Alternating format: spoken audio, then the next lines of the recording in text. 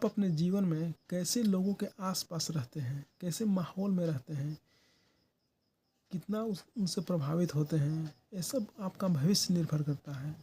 देखिएगा, किसी ऐसे दोस्त के पास रहिए जो एकदम हमेशा निगेटिव बोलता है, हमेशा हर चीज़ में ही निगेटिव शब्द का इस्तेमाल करता है, नकारात्मक एकदम सोच है उसका। उसके साथ अगर समय बिताइएगा तो आप भी वैसे धीरे धीरे हो जाएंगे। कितना भी आप पॉजिटिव सोच रखते हैं, अच्छा विचार रखते हैं, धीरे धीरे देखिएगा कि उसके रंग में आप रंगने लगे हैं।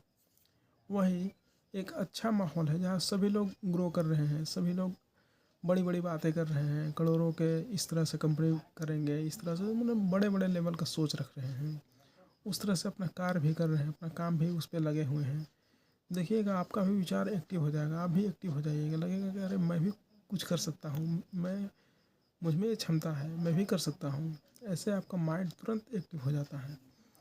इसलिए जैसा संगत वैसा रंगत, यही होता है। आप वैसे लोगों से दूरी बनाएं जो आपको बस टाइम का किल कर रहे हैं, उनके लायक आप नहीं हैं तो उनसे दूरी बना लें।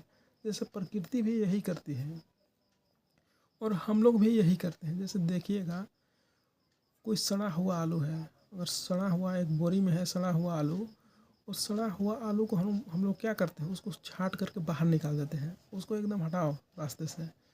अच्छे आलू को अलग रखते हैं, सड़ा आलू को चुन करके फेंक देते हैं। क्योंकि क्या होता है, अगर अच्छे के बीच में अगर सड़ा हुआ लोग रह जाएंगे तो क्या होगा, वो सड़ा भी, वो जो अच्छे जो हैं उसको भी वो सड़ा हुआ बर्बाद कर देगा।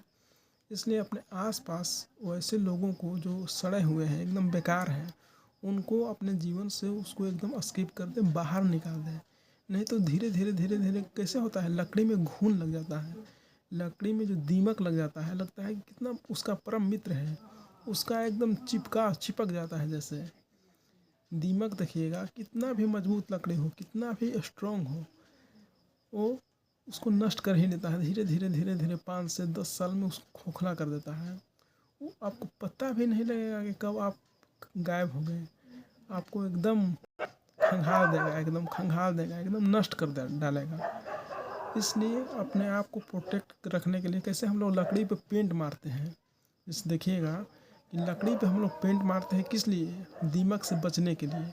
उसी तरह से अपने आप को प्रोटेक्ट करने के लिए बाहरी परत में अपना एक पेंट चाहिए जीवन में।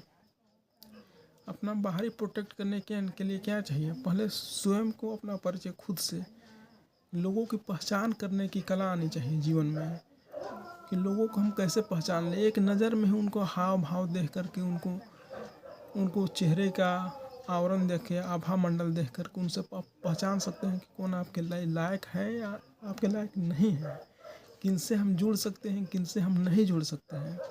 सभी कुछ हम लोग का हृदय का जो स्कैनर है वो सब कुछ पता लगाता था। एक बार में आप किसी को भी स्कैन कर लेते हैं, मगर फिर क्या करते हैं, आप जानबूझ के उनसे जुड़ते हैं कि जाने दो, छोड़ दो।